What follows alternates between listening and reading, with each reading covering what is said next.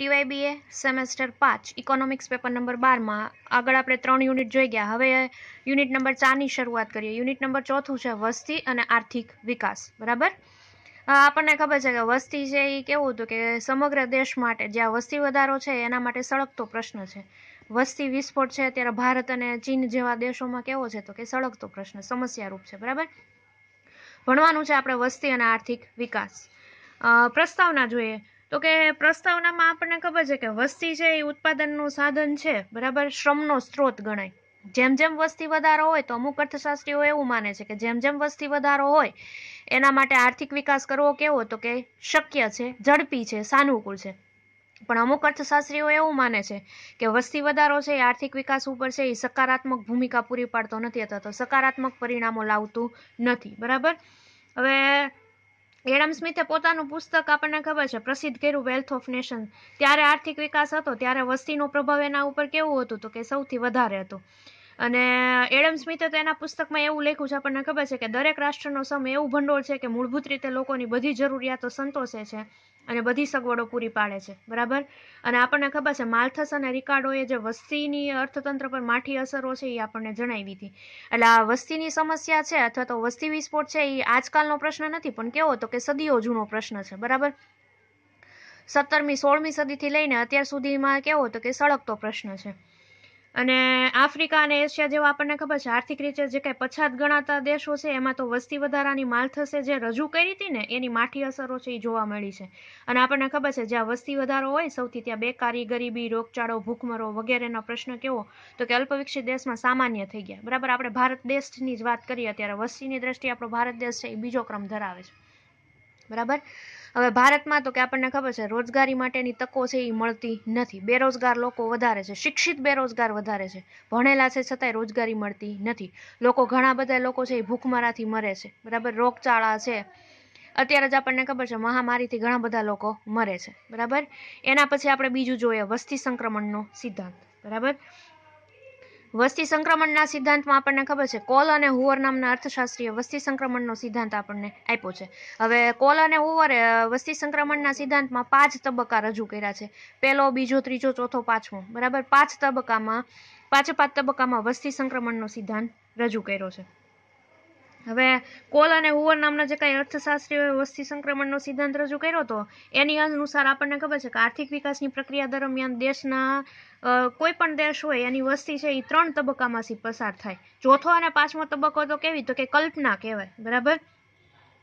જોઈએ આપણે પ્રથમ તબક્કો. પ્રથમ તબક્કો શું કહે છે તો કે આ વસ્તી સંક્રમણના પ્રથમ તબક્કામાં ઉચ્ચ સ્થિર તબક્કા તરીકે પણ ઓળખ હોય તો ઓળખી શકાય. અને આ તબક્કામાં દેશ કેવો હોય તો કે આર્થિક રીતે પછાત હોય. બરાબર. એમાં જન્મદર કેવો હોય તો કે જન્મદર અને મૃત્યુદર બંને ઊંચા હોય. અને એના પરિણામ રૂપે કેવી તો કે વસ્તી વૃદ્ધિનો દર નીચો હોય. લોકો મોટા ભાગે ગ્રામીણ વિસ્તારોમાં રહેતા હોય. મુખ્ય ધંધો ખેતી હોય. ખેતીની પદ્ધતિ જૂની પુરાણી હોય. કેટલીક વપરાશી વસ્તુનું ઉત્પાદન છે બહુ નાના પાયા ઉપર થતી હોય. પ્રાથમિક કક્ષાની કઈ જે ટેકનોલોજી છે એનો ઉપયોગ છે એ થતો ન હોય અથવા તો સેવા ક્ષેત્રનો વિકાસ બહુ ઓછો થતો હોય. પરિવહન અને વેપાર વ્યવસ્થા છે અથવા તો બેન્કિંગ વગેરેનો વિકાસ કેવો તો કે નાના પાયા ઉપર થયો હોય. ખેતી, ઉદ્યોગ અને સેવા ક્ષેત્રના અપૂરતા વિકાસ થયો હોય. અને એના લીધે કેવું હોય તો કે લોકોની ઓછી આવક હોય. નીચી આવકો છે એ ગરીબી માટે કારણભૂત બને આપણને બધાને ખબર છે. બરાબર. અને સૌથી વધારે પ્રથમ તબક્કામાં આપણે સમજવા જઈએ તો કે કુટુંબની ઓછી આવકમાં વધારો કરવા માટે મોટો જે પરિવાર છે એ આવશ્યક ગણાતો પ્રથમ તબક્કામાં. એટલે કુટુંબની વ્યવસ્થા કેવી થઈ તો કે કુટુંબની સભ્ય સંખ્યા વધે એ જરૂરી ગણાતું. બરાબર. બાળકો કુટુંબ અને સમાજ માટે થાપણરૂપ બની રહેતા. જેમ વધારે બાળકો હોય એમાં એના પૈસા ને એવું બધું મળે, વેતન મળે. કુટુંબ વ્યવસ્થા સૌથી વધારે હોય અથવા તો કુટુંબમાં જાજા સભ્ય સંખ્યા હોય એ શું કરે તો કે રોજીરોટી કમાય. એવી રીતે એનું શું તો કે ભરણ પોષણ થતું. એટલે પ્રથમ તબક્કામાં કોલ અને હુવર અર્થશાસ્ત્રીએ શું કીધું તો કે બાળકો છે એ કુટુંબ માટે અને સમાજ માટે થાપણરૂપ બની રહેતા. શિક્ષણનું પ્રમાણ કેવું હતું તો કે ઘણું નીચું હતું. વ્યાપક પ્રમાણમાં નિરક્ષરતા જોવા મળતી કારણ કે બાળકો છે એ પહેલેથી જ કામ માટે લાગી પડતા હોય તો વ્યવસ્થા શિક્ષણ વ્યવસ્થા છે એ કેવી હોય નીચી. શિક્ષણ લેવા માટે કોઈ બાળકો તૈયાર હોય નહીં. એટલે વ્યાપક પ્રમાણમાં સ્વાભાવિક છે કે નિરક્ષરતા જોવા જ મળતી. બરાબર. અને આ પ્રકારનો જે કઈ સમાજ છે એની પાસેથી ખર્ચ કરીને બાળકોને શિક્ષિત બનાવવાની આશા તો કેવી તો કે દૂરની વાત, કલ્પના ગણાતી. લોકો પ્રારબ્ધવાદી હતા, બાળકો ઈશ્વરે આપેલી બક્ષિસ ગણાતા, એટલે નિસંતાન મા બાપો કેવા તો કે સમાજમાં દયાજનક સ્થિતિવાળા હતા, અને જેમ જેને ઝાઝા બાળકો હોય એમ શું ગણાતા તો કે સારી વ્યવસ્થા ગણાતી.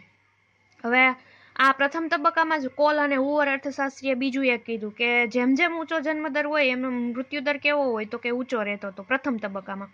શું કામ? કારણ કે બધા લોકોને એક પૂરતો ખોરાક મળતો નહોતો, બરાબર, અને જે કાંઈ ખોરાક મળતો હતો એ ગુણવત્તાની દ્રષ્ટિએ કેવો હતો કે હલકો અને પૌષ્ટિક હતો, અપૌષ્ટિક હતો, અને આરોગ્ય સંબંધી જાણકારી તો હોય નહીં, એટલે લોકો કેવા તો કે વધારે બીમાર પડતા અને મૃત્યુ પામતા.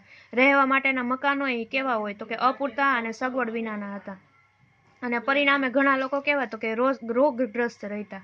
રોગની યોગ્ય સારવારના લીધે શું થતા હતા તો કે મૃત્યુદર છે એ વધારે રહેતો. બાળ મૃત્યુદર અને માતાનો મૃત્યુદર એ ઊંચો રહેતો. આ બધાને લીધે ઊંચા જન્મદરની સાથે સાથે મૃત્યુદરની કારણે શું થતું હતું તો કે વસ્તી વૃદ્ધિમાં સમતુલન જળવાતું નહોતું, અને વસ્તી વૃદ્ધિનો દર કેવો રહેતો હતો તો કે ઊંચો જોવા મળતો હતો. એટલે આ તબક્કો છે એ ઉચ્ચ સ્થિર તબક્કા તરીકે ઓળખાય, અને આ તબક્કો કોલ અને હુવર અર્થશાસ્ત્રીઓ 1921 સુધી ભારત વસ્તી સંક્રમણના પ્રથમ તબક્કામાં હતું એવું માનવામાં આવે છે, બરાબર. એના પછી આપણે જોઈએ બીજો તબક્કો. બીજા તબક્કામાં શું કહે છે કોલ અને હુવર નામના અર્થશાસ્ત્રી તો કે આ તબક્કો છે ને પ્રારંભિક વિસ્તારશીલ હતો. 1921 સુધી જે કાંઈ પ્રથમ તબક્કો હતો એના પછીના સમયગાળામાં આ બીજા તબક્કાની ઓલી થઈ, બરાબર, અને આને કેવો હતો કે પ્રારંભિક વિકાસશીલ અથવા તો વિસ્તારશીલ છે એ તબક્કો ગણવામાં આવે છે. એમાં ઊંચો જન્મદર હતો પણ મૃત્યુદર કેવો હતો તો કે ઘટતો જતો હતો. બીજા તબક્કામાં અર્થતંત્ર છે આર્થિક વિકાસની સ્થિતિમાં થોડોક પ્રવેશે છે, બરાબર.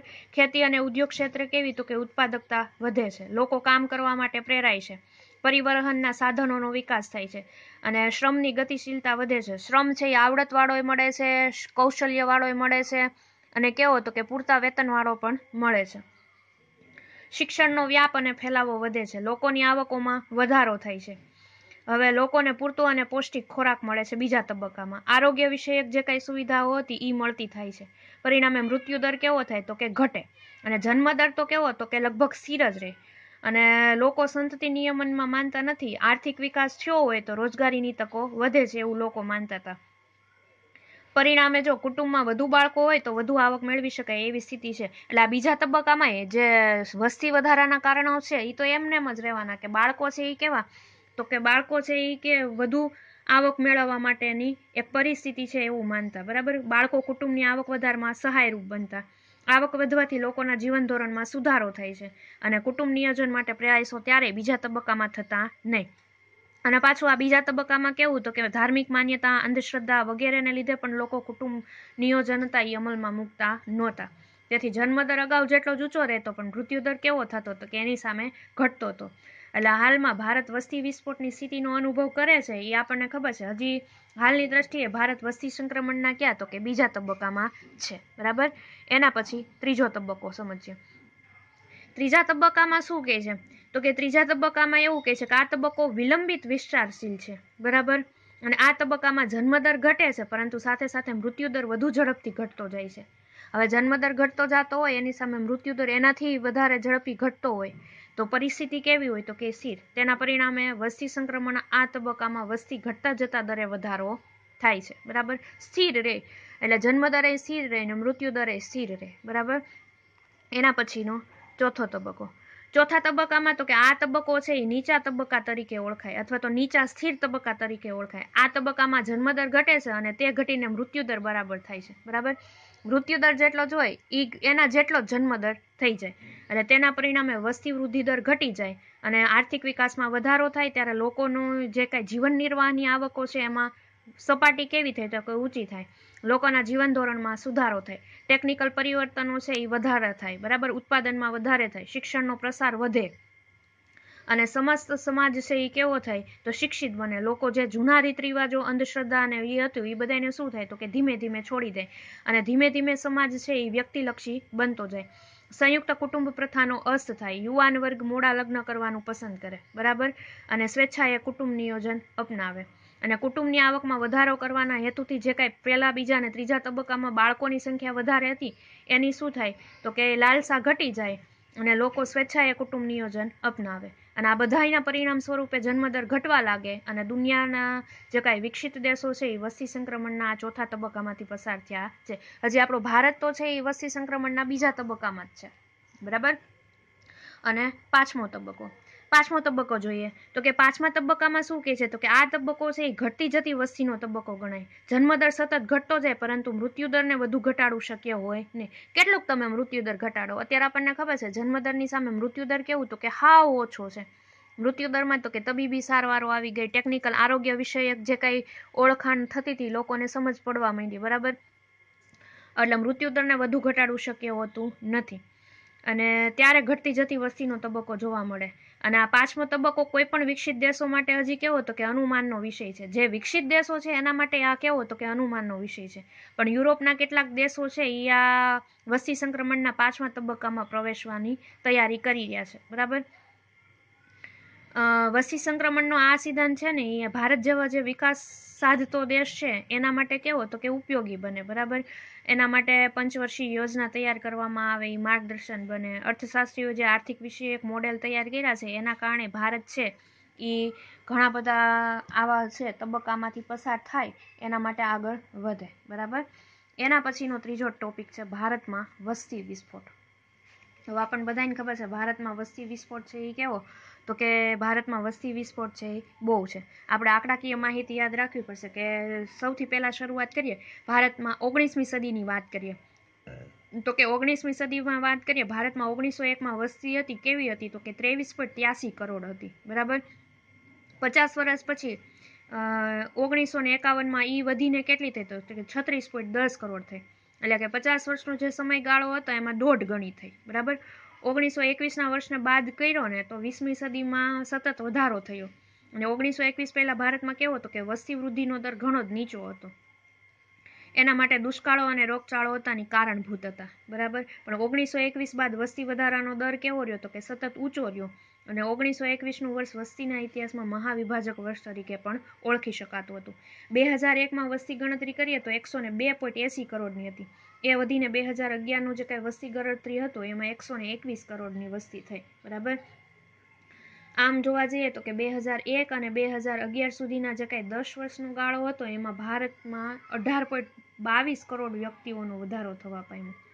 વિચાર કરીએ 22 કરોડ વ્યક્તિ, બરાબર. 18.22 કરોડ વ્યક્તિઓનો વધારો થવા માંડ્યો અને 1951 બાદ જે કાંઈ વસ્તી વૃદ્ધિ દર હતો એ 2%થી વધુ રહ્યો અને છેલ્લા દાયકામાં વસ્તી વધારાનો દર 2% કરતાં નીચો આવ્યો, બરાબર. 1995 પછી વસ્તી વૃદ્ધિ દર 1.8% જેટલો થયો અને આપણને ખબર છે કે ભારતમાં જે કોઈ વસ્તી વૃદ્ધિના દરમાં ઘટાડો 1981 પછી જોવા મળ્યો. 1981 એટલે થોડા વર્ષો પહેલાં 20-25 વર્ષ પહેલાંની વાત કરીએ. પરંતુ ભારતની વસ્તી ઘણી વધુ હોવાથી વસ્તી વૃદ્ધિના દરમાં થયેલો ઘટાડો છે એ વસ્તીના કદને ઝડપથી ઘટાડી શકતો નથી. એ પણ એક વાસ્તવિક છે કારણ કે અત્યારે કેવું ભારત માટે થઈ ગયું છે તો કે બીજા તબક્કામાંથી પસાર થાય છે વસ્તી સંક્રમણના સિદ્ધાંતને ધ્યાનમાં લઈને, બરાબર.